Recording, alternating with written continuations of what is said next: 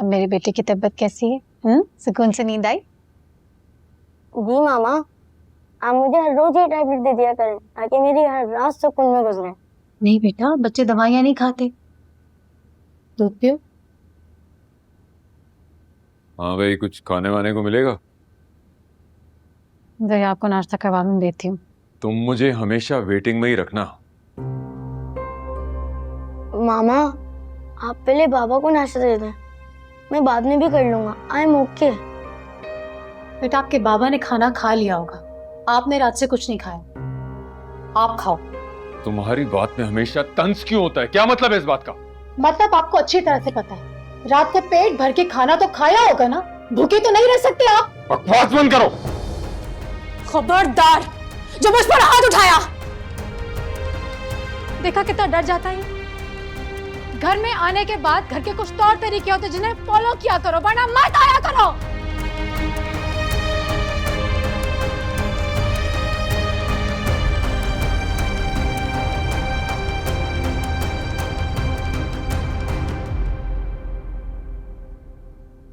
नहीं बेटा, वो अपने आप तुम्हें कुछ नहीं बताएगी, तुम खुद उससे पूछ लो।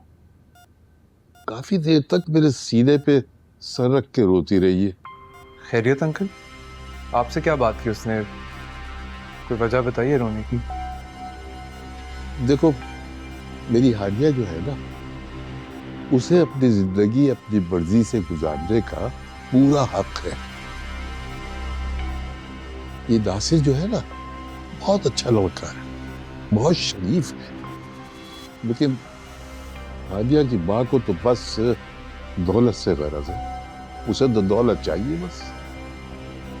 आपका मतलब है कि हानिया नासिर के लिए रो रही थी? शायद। रजिया जो है वो हानिया का रिश्ता कहीं तय करने की कोशिश कर रही है।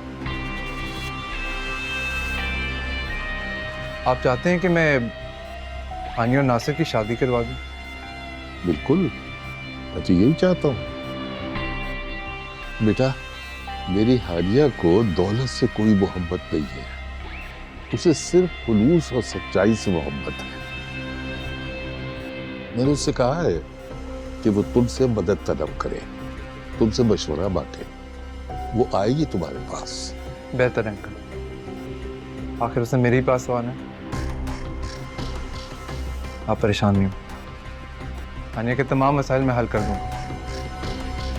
इनफैक्ट मैं आपको यहाँ एक खुशखबरी देने आया था। अंकल, आपके दोनों बेटों का बाहर जाने का प्रोसेस शुरू हो चुका है। अरसलान और ज़िशान बहुत जल्द अब्रॉड जाने वाले हैं। वाकई? तो वाकई फरिश्ता हो जीरक। मैं हानिया को यही कह रहा था कि जीरक तो बिल्कुल फरिश्ता है। अंकल, आपको मैं हमेशा फरिश्ता ही बन के मिलूंगा, परेशान मत हो।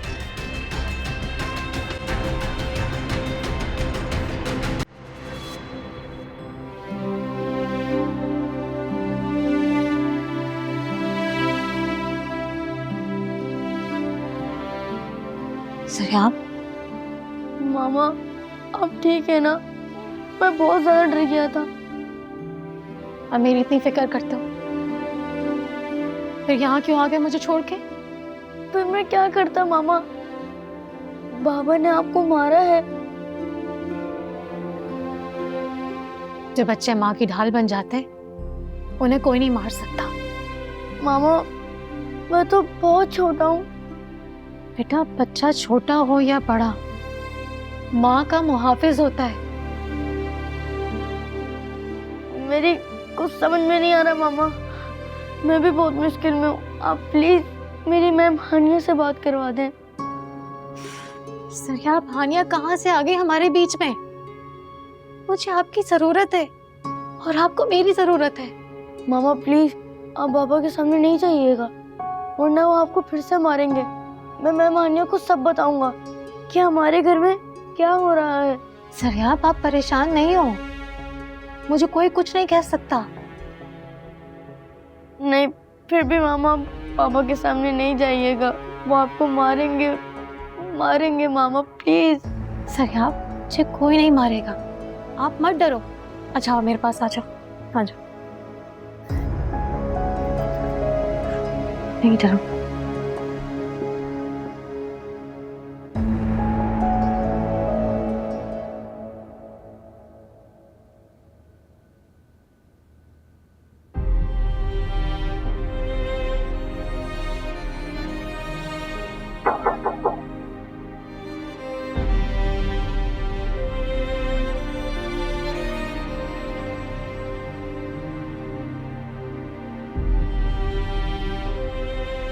अस्सलाम वालेकुम।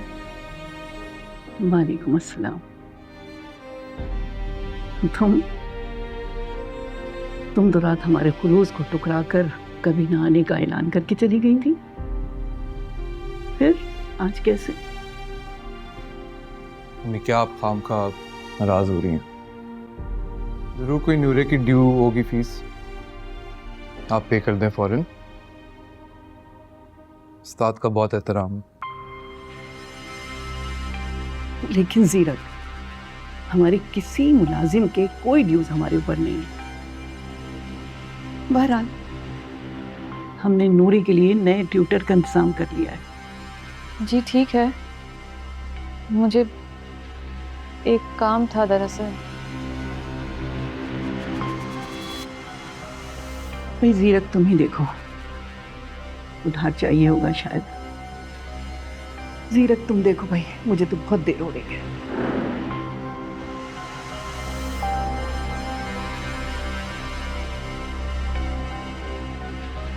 आपके अबू से मिल के आ रहा हूँ मैं। इज रिकवरिंग वेल, आप परेशान मत हो। जी, पर मुझे और काम था आपसे। रियली सॉरी, वो I am a little tired. आप वेट करो, let me rest a bit and बात करते हैं इस पर। आपके अबू ने जिक्र किया था मुझसे। I'll help you, don't worry. Just be back.